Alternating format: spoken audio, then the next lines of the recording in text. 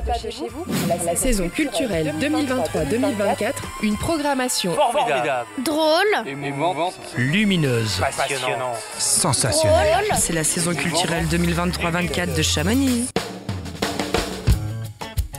Donc plusieurs spectacles de danse, une ouverture à couper le souffle avec Tap Factory, énergie et percussion urbaine au rendez-vous, le Malandin Ballet Biarritz, le magnifique spectacle Mythologie proposé par le Théâtre du Corps créé par Marie-Claude Pietragala et Julien Desroux, l'étonnant Casse-Noisette version Blancali mêlant hip-hop et quelques pas andalous. Sont également montés sur scène de l'EMC2 Gérard et Arthur Junio, Michel Leb, Francis Huster, On n'a pas été en reste au niveau musique non plus, avec des noms comme Kali, Fatoumata Diawara, Sandra Nkake, Secret Place, Eric Hartz ou les Sœurs Berthollet. Les enfants également n'ont pas été oubliés, avec bien sûr le fameux festival des petits asticots, mais aussi la comédie musicale Pinocchio. À tant vouloir voler, le spectacle de Mélanie Baxter-Jones, Les Trois Mousquetaires, le Magic Mont Blanc Festival qui plaît autant aux enfants qu'aux adultes. Waouh, donc une super programmation. Donc le public chamoniard a assisté à cette programmation donc éclectique, d'une grande qualité, qui est autant pensée pour les amateurs éclairés que pour les spectateurs simplement curieux de découvrir de nouvelles propositions artistiques. Donc une programmation qui parle à tout le monde. Donc je me demandais, Vincent et Alizé, comment on monte une telle saison ? Comment ça se construit tout ça ? Eh bien, tout d'abord en connaissant notre public, leurs envies, leurs besoins, en connaissant également le territoire.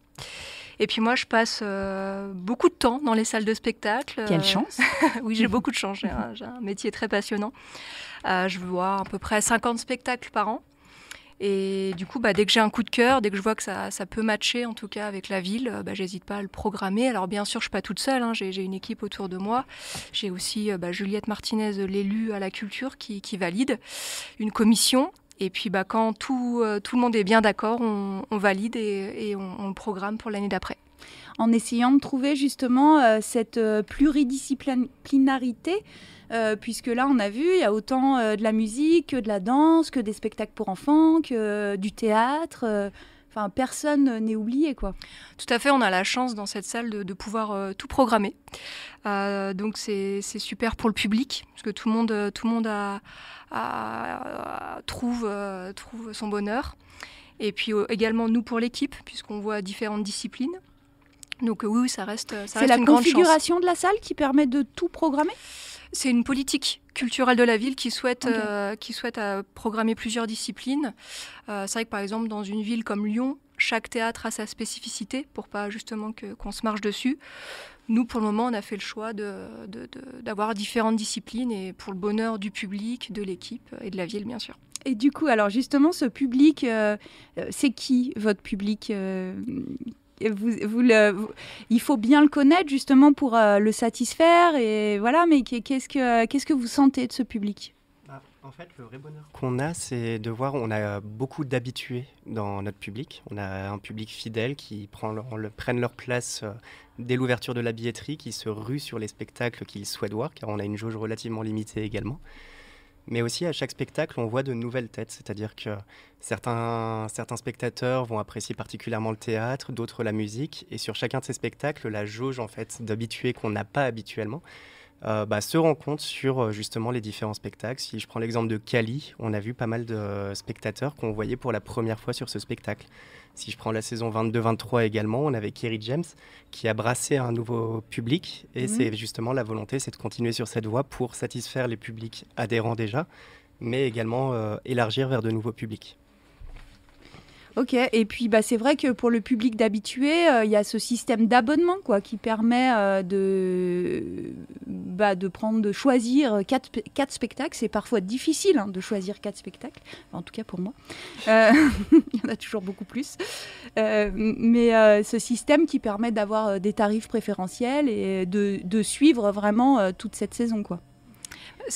L'abonnement permet souvent d'avoir des spectacles à tarifs plus abordables sur les têtes d'affiche, mais également un public qui va s'intéresser à d'autres spectacles, puisqu'il en faut 4. Et du coup, c'est ce qui permet aussi de remplir des spectacles qui ont moins de renommée.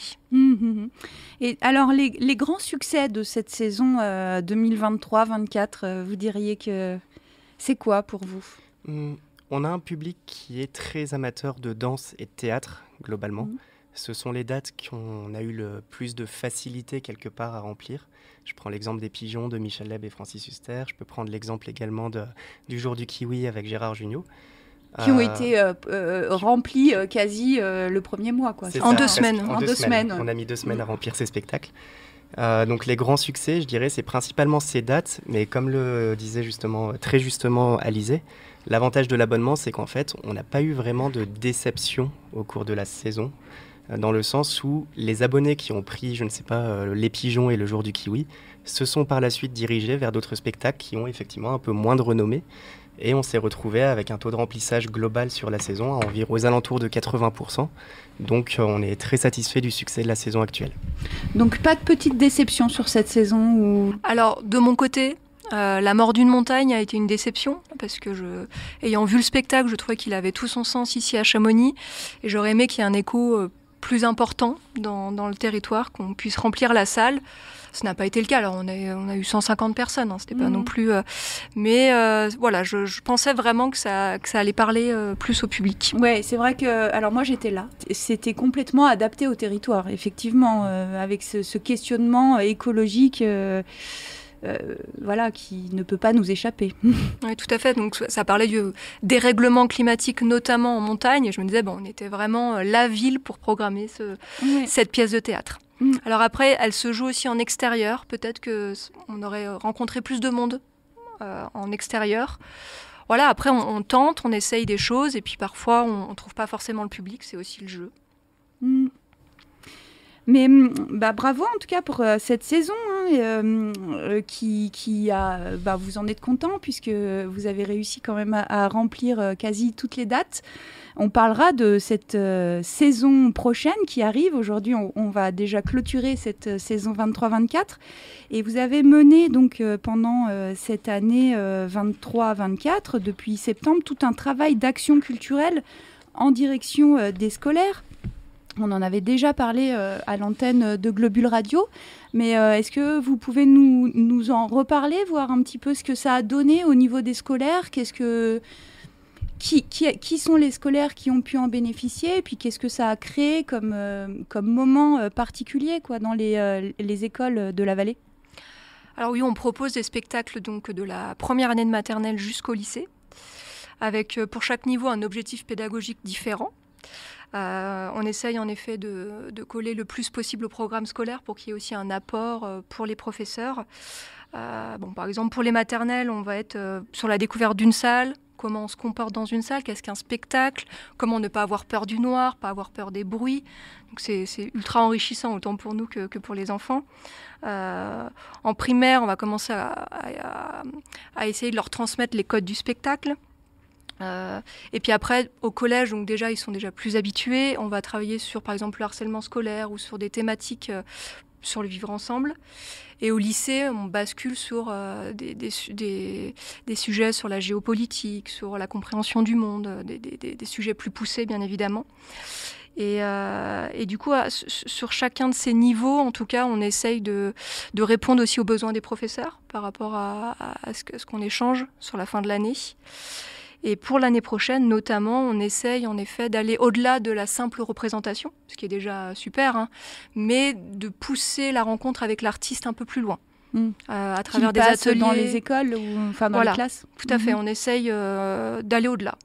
Puisqu'on a en effet rencontré notre public. La première année de l'ouverture de l'EMC2, ça a été un peu poussif avec les scolaires, parce qu'on était en sortie de Covid, c'était un peu compliqué, comme beaucoup de structures. Et là, sur nos séances de cette année, on a été également complet sur tous nos scolaires, donc on sait maintenant qu'on est suivi, on est reconnu, et on peut passer une vitesse supérieure. Et comment ça se passe ? En fait, ce sont les écoles qui rentrent en contact avec vous, ou vous, il y a toute une action de démarchage pour aller voir les instituts ou les profs ? Alors en effet, à mon arrivée, j'ai rencontré les directeurs, les enseignants pour me présenter, pour savoir, pour connaître leurs besoins, tout simplement, leurs attentes. Et suite à ça, j'ai réfléchi à une programmation à destination des scolaires. Et après, à la fin de l'année, on fait toujours une présentation des prochains spectacles, des prochaines actions éducatives. Et à ce moment-là, il y a un échange qui se crée. Donc par exemple, l'année prochaine, on va avoir du slam, avec un slameur professionnel, avec des élèves qui vont passer sur scène, sur de l'éloquence. Et ça, c'est un professeur qui me l'avait demandé cette année. Donc voilà, j'ai trouvé ça, le spectacle. Pour un collégien Pour une option au lycée, sur des secondes. Ça va concerner 8 lycéens exactement.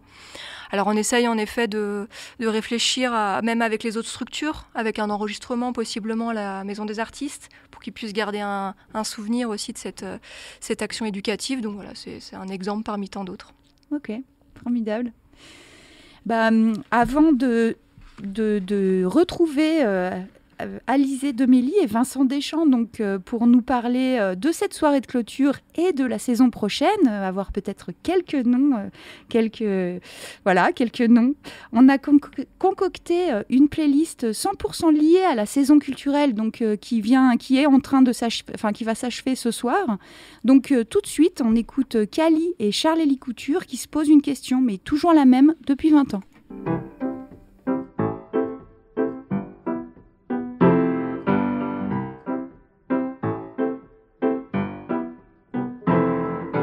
Penses-tu à moi comme je pense à toi? Penses-tu à ça aussi souvent que moi? Penses-tu que c'est la bonne cette fois? Penses-tu pouvoir me faire oublier la conne d'avant toi? Suis-je bien fait pour toi? Dans 2000 matins, est-ce que ma tête te reviendra? Suis-je aussi bien foutu que faudrait le sentir tes doigts? Quand ils partent un éclaireur me chercher sous les draps. Est-ce que ça va sourire pour nous si l'on croise les doigts? Est-ce que l'on peut se perdre tout d'un coup comme ça? Aurais-je assez de talent pour que tu m'aimes tout le temps?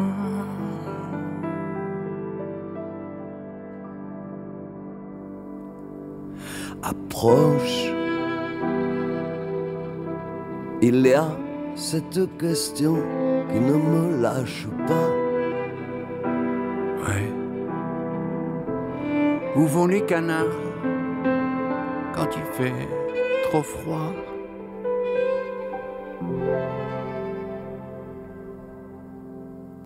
Penses-tu rester toujours tout près de moi? Saurais-je mieux t'aimer que celui avant moi? Pourrais-tu mourir dans le creux de mes bras? Est-ce que la jalousie nous dévorera? Toutes ces questions qui me tiennent, toutes ces questions qui me saignent.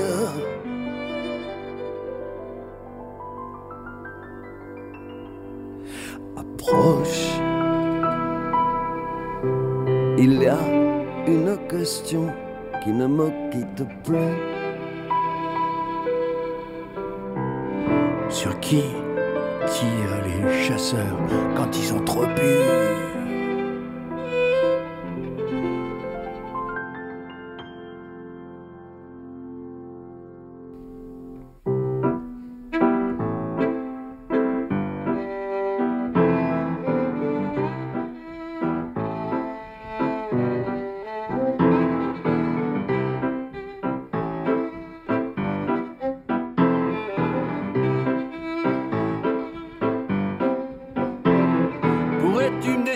Quand la rage monte du fond de toi, pourrais-je renifler le fond de tes culottes quand tu n'es pas là?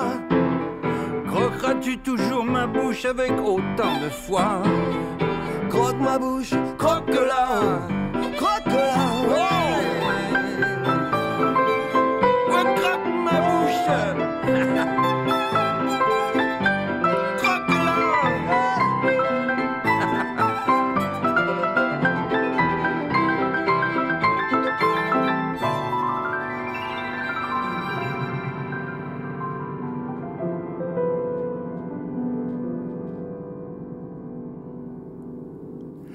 approche.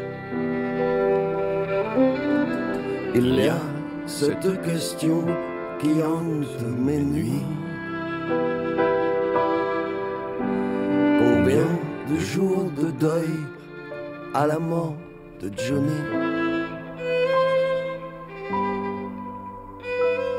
Combien? Donc vous êtes toujours sur Globule Radio 90.5 FM et toujours en direct de EMC2 pour la clôture de la saison culturelle 23-24. Je suis en compagnie d'Alizé, de Mélie et de Vincent Deschamps qui nous accueillent aujourd'hui à EMC2 pour la clôture de cette saison culturelle. Donc ce soir, la saison se termine avec l'Opéra sous les étoiles. Donc à l'abri quand même, puisqu'on avait un petit peu peur de la pluie. L'événement a été rapatrié à EMC2. Il devait initialement avoir lieu au Parc Coutet. Donc l'Opéra sous les étoiles, c'est une proposition de l'Opéra de Lyon.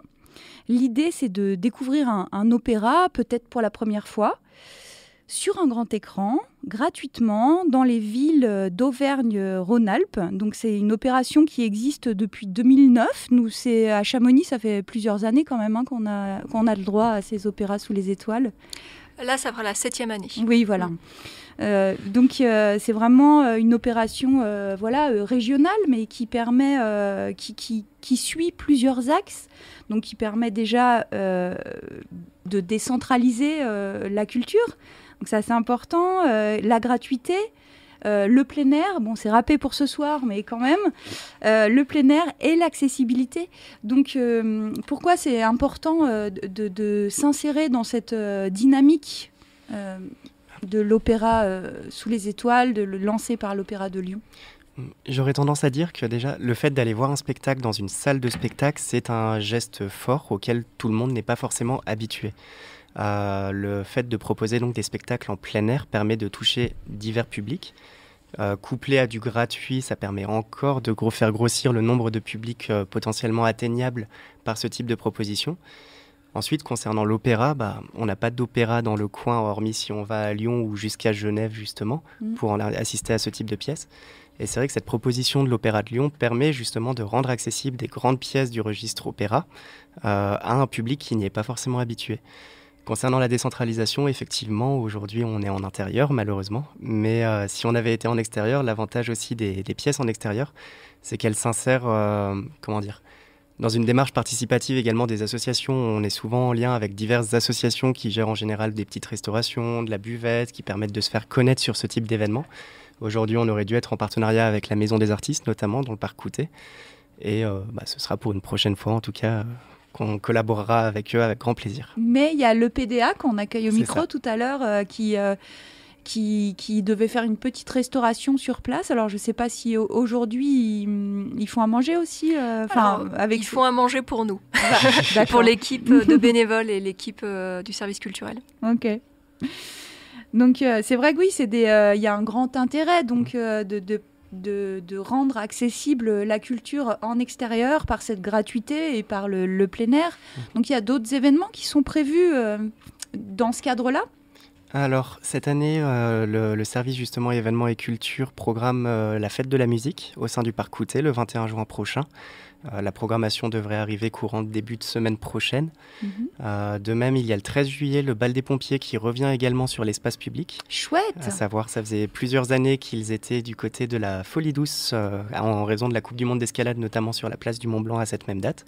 Cette année, justement, les élus et la mairie ont décidé de les faire revenir sur l'espace public afin de faire un événement bal populaire comme ils s'en faisaient par le passé avec les pompiers au sein du Parc Coutet sur cette scène estivale qui sera montée à partir du 18 juin, si je ne me trompe pas.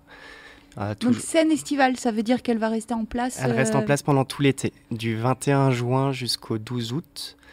Divers événements s'y tiendront, notamment le Cosmo Jazz, bien entendu, Arc'teryx Alpine Academy, le Relais de la Flamme également organisera un concert le 23 juin sur cette même scène. Et s'ajoute à ça 3 dates dont je ne dirai pas encore trop parce que les éléments ne sont pas encore à révéler, mais organisées par l'Office de tourisme. Bah, génial, donc le Parc Coutet, c'est the place to be pendant l'été, quoi. Il semblerait en tout cas. Ok. On garde ça en tête. Donc ce soir, vous proposez aux spectateurs l'opéra sous les étoiles. Alors c'est quoi la programmation? J'ai vu qu'il y avait 2 opéras, un plutôt pour les petits, familial, un opéra familial. Alors en effet, on a fait le choix cette année pour la première fois de proposer un opéra accessible à partir de 6 ans. L'enfant et les sortilèges, donc qui dure 1 heure. Et donc où l'histoire est assez simple, hein. C'est un enfant qui se fait gronder par ses parents, il rentre dans sa chambre, il est fâché, il se venge sur ses jouets, et ses jouets commencent à s'éveiller et à se venger de l'enfant qui les a maltraités. Voilà, donc c'est aussi assez humoristique, et donc on a vu que ça plaisait énormément. On est complet ce soir sur cette séance-là. Et après Peer Gynt, accessible à partir de 7 ans, donc voilà, qui dure 2 heures, un petit peu plus pointu, où du coup on vous attend nombreux, puisqu'il reste encore des places pour ce soir à partir de 20h30. Ok, donc c'est gratuit, mais il est nécessaire de s'inscrire, donc. Tout à fait, de Comment réserver. font les gens? Réservé sur notre billetterie en ligne comme un spectacle normal, sauf que vous ne réglez pas à la fin. Ok, super. Donc sur la billetterie, le site vous pouvez nous le rappeler, le site de la billetterie en ligne C'est accessible sur le site de la mairie. D'accord. Partie culture, il y a billetterie justement, et vous aurez accès à la billetterie en ligne pour réserver votre spectacle. Ok, donc réservé pour ce soir, pour l'opéra sous les étoiles, donc à 20h30, un opéra de 2 heures environ, installé ici à l'EMC2. Vous ne serez pas sous la pluie, mais vous serez bien au chaud ici dans la salle EMC2. Voilà, sympathique. Donc vous le mettez, oui, on garde les sièges évidemment. Oui, hein. oui, tout à fait. On est debout avec un super son, une image de qualité, donc ça reste quand même un super événement gratuit, et ça nous permet également, pour les curieux, de diffuser notre teaser de la saison. Donc c'est déjà un avant-goût de ce qui va se passer pour l'année prochaine. Alors nous, on est super curieux là. On aimerait bien savoir un petit peu ce qui va se passer l'année prochaine. Quels vont être les temps forts? Qu'est-ce que vous pouvez nous révéler? D'à quoi on va avoir le droit? On va garder quand même quelques surprises. Allez, d'accord. Mais pour Globule Radio, on va révéler quand même quelques noms. On est quand même sympa. C'est sympa. Alors, en septembre, on va accueillir un Roberto Fonseca du jazz cubain, ancien membre du Buena Vista Social Club. Tout à fait. Pour une soirée latine, donc assis debout. On va pouvoir danser, mais pour les personnes qui souhaitent être juste assis, on aura aussi une possibilité. Et on est très heureux de l'accueillir cette année. Toujours en musique, on va accueillir Ultra Vomit. Alors ça, je ne connais pas. Ultra Vomit, ça fait partie des groupes de métal les plus connus en France. Ah ouais. On est très heureux également de les accueillir, puisque c'est un combat de 2 ans pour les avoir. Ils sont là avec leur nouvel album, en sachant qu'ils sont programmés sur différentes salles en France où il y a déjà beaucoup de salles qui affichent complet. Et donc programmer du métal, c'est aussi un choix. Très peu de salles dans la région osent le faire, et nous, on a osé. On va oser. À Chamonix, il y a quand même un vivier d'artistes métalleux, quoi. Enfin, c'est vrai qu'au tremplin de la MJC, c'est souvent du métal, en fait. Hein. Tout à fait. Alors l'avantage d'Ultra Vomit, c'est que c'est du métal parodique, donc ils reprennent des chansons connues de Rammstein ou d'autres groupes, et ils vont réécrire dessus. Donc ça reste quand même accessible, hein, c'est pas non plus de niche, mais en même temps on répond en effet à ce public qui doit souvent se déplacer pour voir un concert. Donc voilà, on tente le coup avec une première partie locale, d'un groupe d'Annecy. Voilà, donc on donne aussi la chance à d'autres de monter sur scène. En plus, avant Ultra Vomit, c'est quand même une grande chance, hein. Ça s'est battu, pour info, hein, pour être en première partie. Donc voilà, je vais laisser Vincent présenter le reste. Comme Alizée le disait très justement à nouveau, on essaye d'élargir vers de nouveaux publics tout en satisfaisant les publics actuels. Et toujours dans cette volonté d'élargir un peu, pour la première fois dans la saison culturelle de l'EMC2, on accueille de l'humour. Et on programme donc Panayotis Pasco, Super. ancien chroniqueur de Quotidien justement, qui a fait son spectacle Presque, et on l'accueille pour son nouveau spectacle. Mais pour le moment, je ne peux pas donner plus d'infos car il n'y a pas plus d'infos sur son nouveau spectacle. Donc D'accord. on a hâte de voir ça. On a hâte. Quoi d'autre alors? Allez, On a une dernière info pour les fans de théâtre, parce qu'on sait qu'on a des fans. Nous recevons la pièce qui a reçu 2 Molières cette année, Le Cercle des poètes disparus, avec Stéphane Fraisse. Donc voilà, J'en ai beaucoup entendu parler. On entend beaucoup parler en ce moment, donc c'est vrai qu'on programme des pièces et puis on espère toujours qu'il y aura peut-être un Molière derrière. Donc ils ont été nommés pour 6 Molières. Ils en ont reçu 2. C'est un peu l'événement théâtre de l'année. Donc voilà, on est content de les recevoir cette année. Vous l'aviez, pour la petite histoire, vous l'aviez programmé avant Oui, tout à fait. Tout à fait, oui. Notre programmation se termine en mars. Donc là, les Molières en mai. Donc c'est une surprise à chaque fois pour toutes les salles. Et donc là, oui, en effet, on a visé juste. Bravo. Ouais. On est content. Ouais. Une autre date, une autre révélation ou... Alors, on préfère garder un peu le secret, Ouais, puisqu'on va avoir une soirée de présentation le jeudi 20 juin à 18h à l'EMC2 sur réservation. Ça a été demandé par le public suite à de nombreux déçus. Quand on a vu qu'en effet beaucoup de spectacles se remplissaient très vite, il y a eu des déçus derrière. Donc pour éviter cette déception à nouveau, on fait une présentation.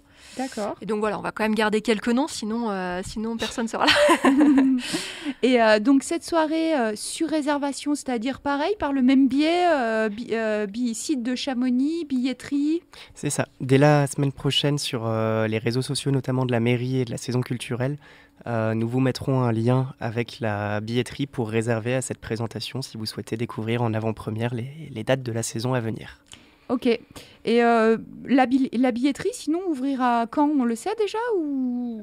Elle devrait ouvrir donc le 12 juillet 2024. Pardon. Oui. Sinon, Ok, 12 juillet 2024, tous à vos réservations. C'est ça. Ok, formidable. Merci en tout cas de nous avoir donné ces quelques avant-première. Noms en avant-première. On est super ravis.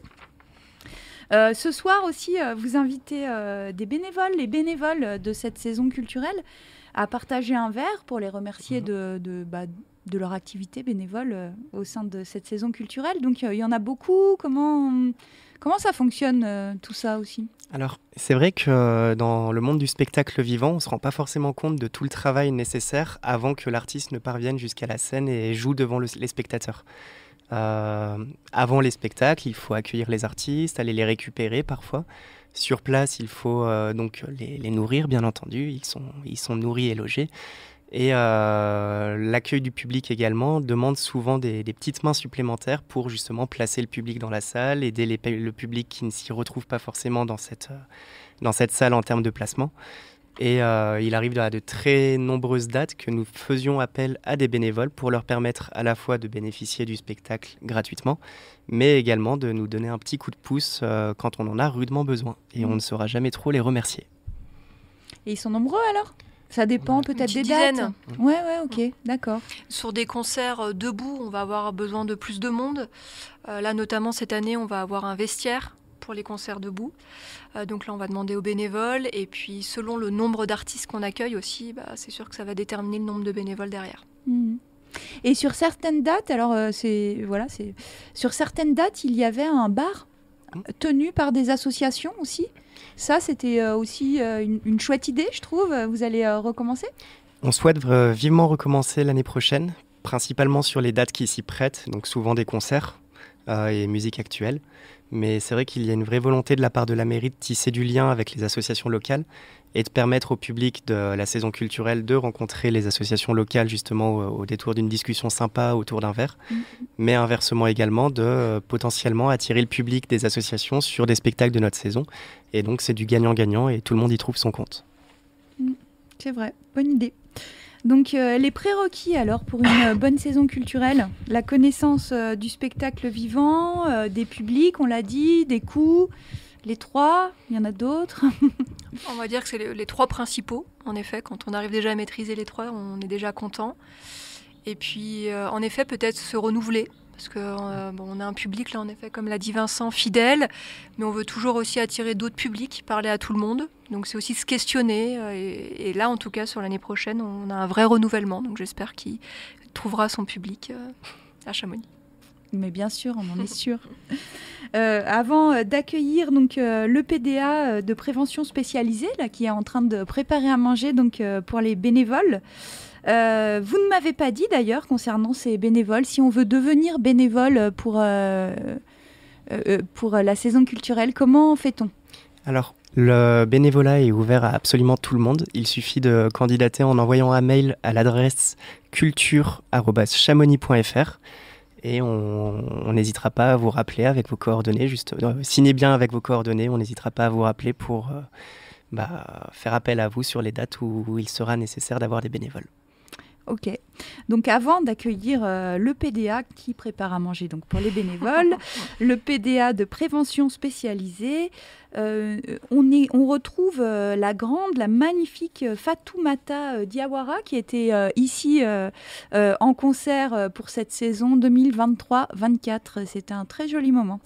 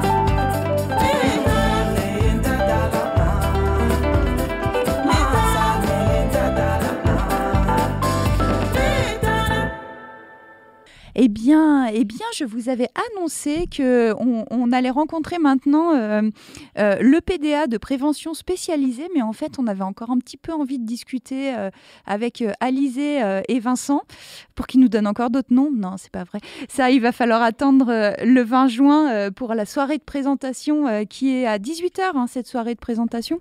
Tout à fait, 18h, pour voilà. 1 heure de temps. 1 heure de temps, voilà. À l'EMC2. À l'EMC2. Et avec un cocktail offert à la fin de... Voilà, ça, c'est important de le préciser.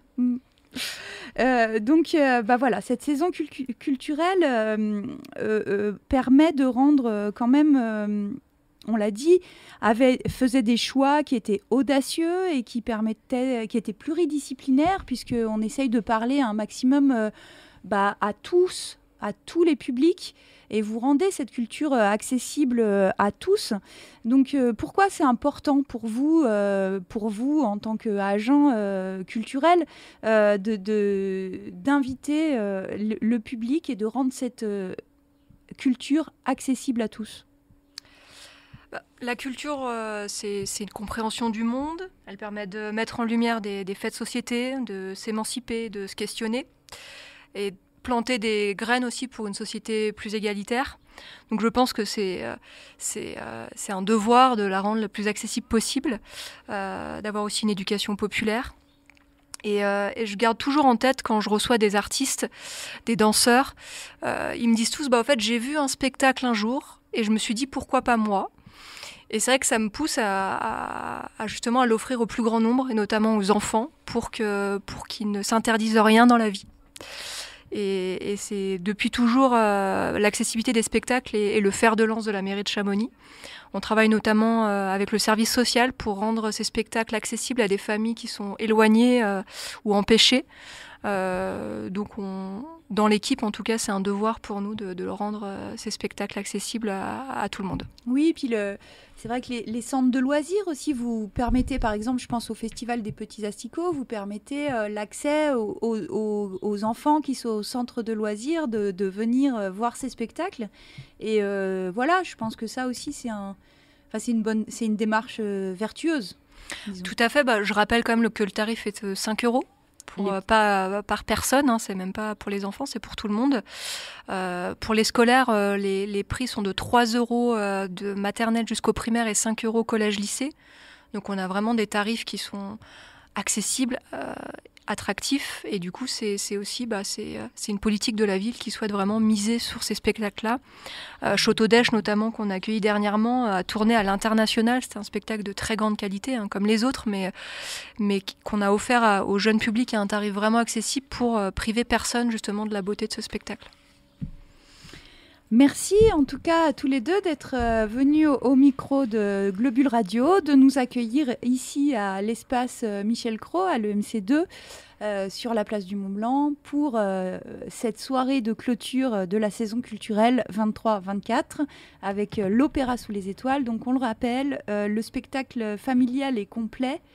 En revanche, il reste des places pour Peer Gynt à 20h30, donc un spectacle opéra un petit peu plus... Voilà, c'est 2 heures de temps, donc c'est vrai que il faut être un peu plus âgé, enfin en tout cas 7-8 ans pour les enfants, et puis un peu plus averti.